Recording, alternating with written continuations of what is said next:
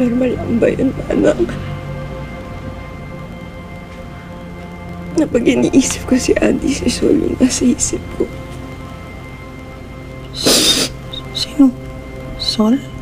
Yung lalaking umalis? Yung nag-i-interview po sa akin.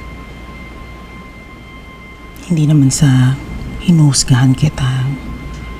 Pero sigurado ka ba sa nararamdaman mo? Hindi ko po alam.